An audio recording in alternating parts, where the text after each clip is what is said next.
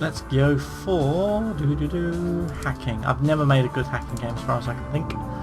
So I never know what one this should be. Not action, not adventure, RPG maybe, simulator, strategy. I mean, strategy just makes sense, doesn't it? You strategize how you're going to hack away. And we'll call it 010101. 01. I realise afterwards you should always add like this, so if you make a sequel it's simpler to understand. 2D graphics, actually this can be text based because it is a simulator, come on. Sorry, it is hacking. Why would you need 2D graphics? I'm thinking high engine, no story, some gameplay. No information, so it's purely a guess on what I think a hacking strategy game is going to be like. Problem is your view of it may not line up with the developer's view. AI maxed, obviously. You kind of like to fight back. No level design at all, it's text based. But it's hardly going to be a dialogue game either. Maybe we'll just do something like that and just leave them quite low.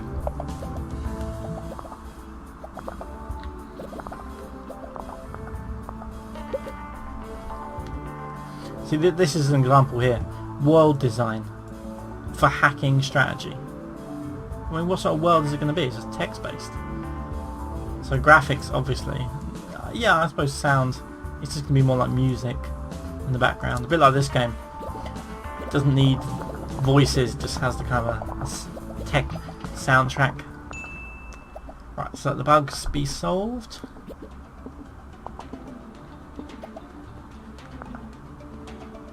If you sit here, the points will go up slowly and eventually they kind of cap out, but it's rarely worth the money on a small project. So we'll do that, or we'll have to wait. You can't do the game history, sorry, the game research report for a few seconds. Let's do this. This looks bad. When the numbers kind of cycle between like 9s and 10s, you know it's going to be good. When you can see 1s, then it's never going to be that high. So I saw a 1 flick up there. Cool, that's not great. Let's find out why. Generate a report, matey. Post-game report. Dialogue is not important. Well, yeah, obviously. That's why I made it so low. Research, new topic. Well, we could do that, but no, let's go for the game engine now. Custom engine. What are we going to call this? My last engine on the last playthrough was called the Arctic engine. I thought it was really cool. Let's call this... Man, coming up with names is like the hardest part of this game.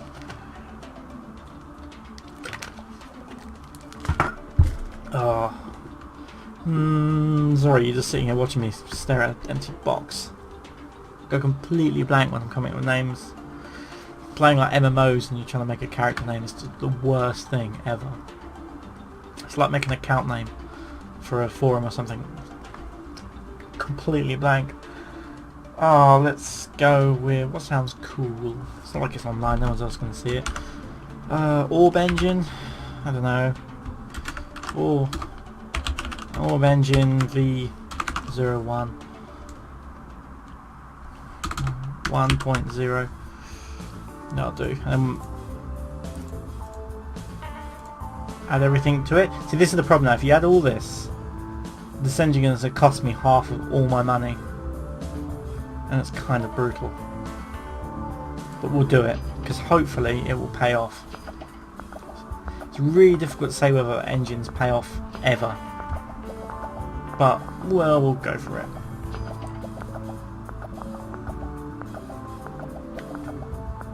My hacking game is still selling, but it didn't do very well. It's making 4k in sales, but I spend £8,000 a month on rent, which makes this the most expensive house ever.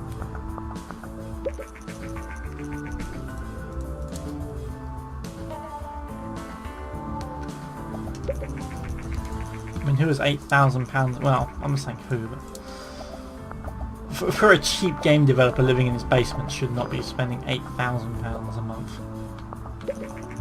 He really needs to start living off cans of beans. Right. New game. Maybe I shouldn't do this, but I need a new topic. Movies. Virtual pet. I've never done that. It's time to reinvent the Tamagotchi. It's coming back. Actually, no one's really done like a Tamagotchi kind of game for like iPhones and stuff. For example, I've never seen one. That's kind of interesting. Anyone watching this now is going to run away and steal my idea. Don't do it! Yeah, you can do it. I'm not going to do it. If you make loads of money, send me some. Simulation. Virtual Pet Sim. Is it Sim? Or is it strategy? Simulator. I'm going to call this the pet in your pocket. Even though I haven't got a mobile device to put it on.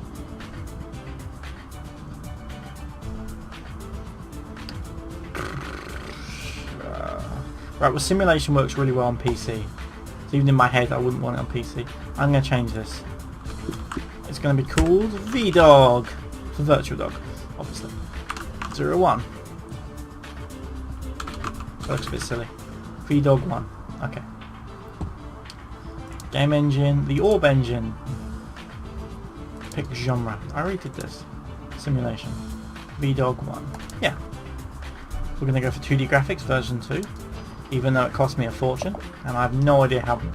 I have no information. Oh, I do. Engine gameplay. I guess because this is the simulation knowledge, not pets. We'll just mark that, and we're going to turn on game tutorials, save games, and linear story. This game is going to absolutely bankrupt me. I'm spending way too much on it. I need 10s across the board, really. Then. AI high. That makes sense. Level design quite high. Dialogues off. It's not really dialogues off, it's just very low.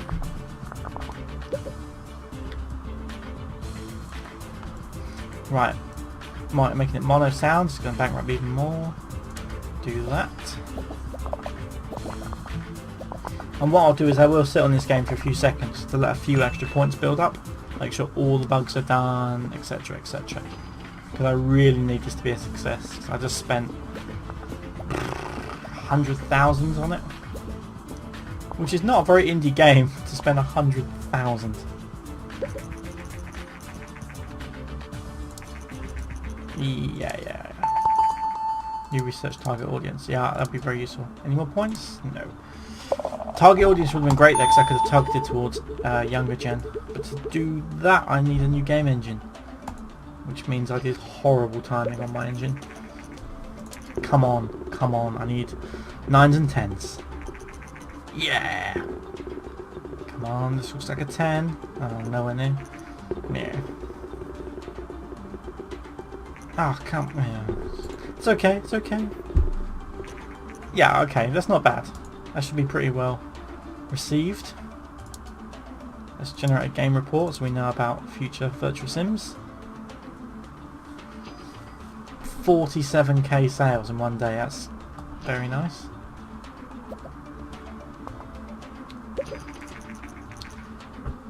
Okay, the tests, yeah, Japan. See, that's one of the examples of a console I've never heard of.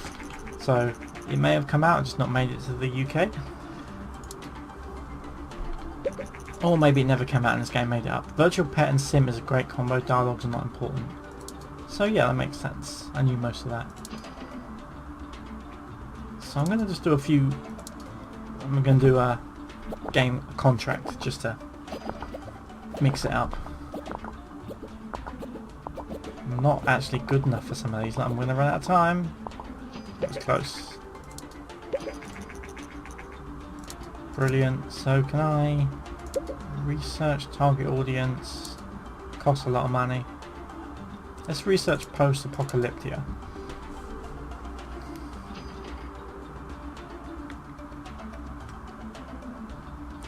We can begin the Fallout franchise. Just slowly rip off every game that I know exists.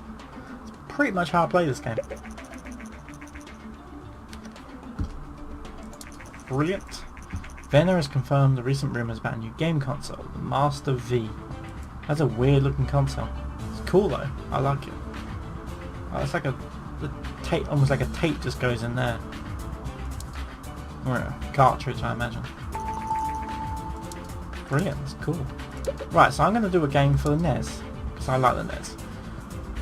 We're going to go for post-apocalyptic action. Platform on the TES. Oh, I forgot you have to pay licenses. 80 grand, that's a lot. Go on, we'll do it. We're going to risk it. We're going to call this... We're not going to call it Fallout. We're going to call this...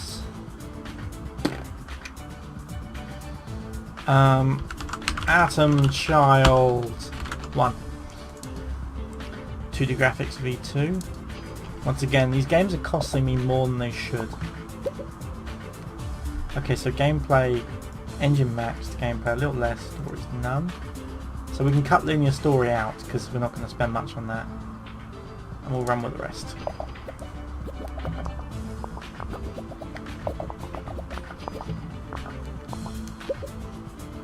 Right. Yeah, pretty much how it was.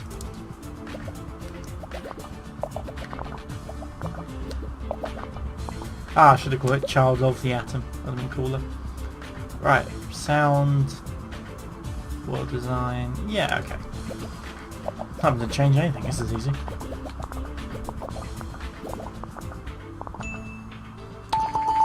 Whoa, I need to press finish without really thinking. And you got rid of the bugs. Casual is a good topic, especially later on once the iPhone and stuff like that comes out, which is much later on in this game. But if you think of really successful modern games, it's like Flappy Bird springs to mind.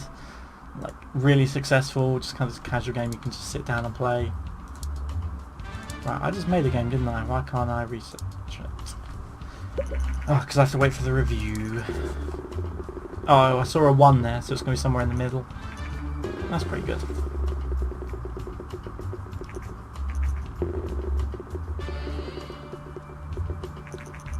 This is going pretty well. Hopefully, because the NES is quite a few people on it, should sell for quite a lot. Hopefully, let's just generate the game report while we're waiting. There we go, 8, 9, 10, 11k. So it's 80,000 a week, which is very nice. Graphics seem very important, yeah, obviously. Well, you would think. So let's just go straight ahead and make a new game. We're gonna run with Ninja. We're gonna go for Ninja Action again, but this time on the TES. Wait, TES is Action Plus. So PC is a better action console than the TES. What games would be good on the TES? Adventure games? Thinking like, what was... Mario was really popular. Let's try an adventure, like a OK Combat. Maybe not. Post-apocalyptic. Since I have the information, I might as well use it. Military adventure. Sounds kind of interesting. It's really hard to define what an adventure game is.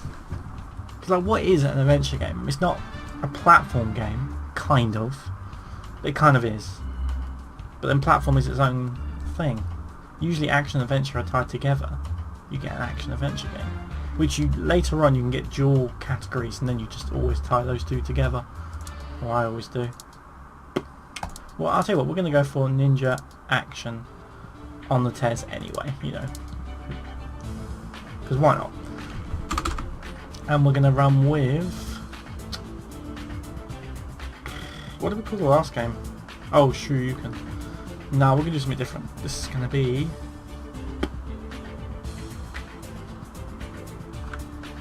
Nightblade. And we're going to make this 2D graphics V1 just to save a bit of cash.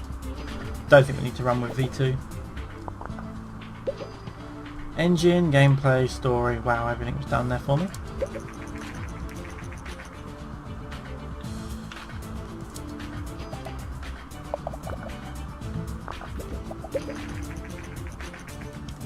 Cool, and I'm just going to save while this is happening. Just like that.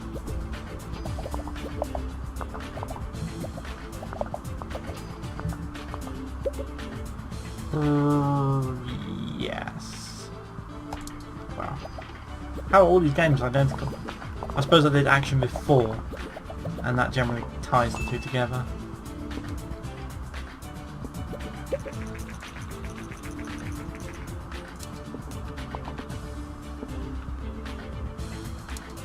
Cool, brilliant. Just finish that off. Mate, I don't even care about these level up things because they just happen. There's nothing to worry about on them. Right, let's wait for the reviews. This one's looking decent. Nice, 7.7. 8's even better. 7, that's not bad. Generally, I'm getting these reviews because I already know some of the settings on the bars. That's why you kind of, like if you were new to this game, you wouldn't be getting quite as high stats unless you were like copying my bars or looking at a guide. But once you've made one game, you can do the market review, and then the second one will be much better. You just keep building your knowledge of games. Alright, brilliant. So I'm just gonna save that again, and cheers.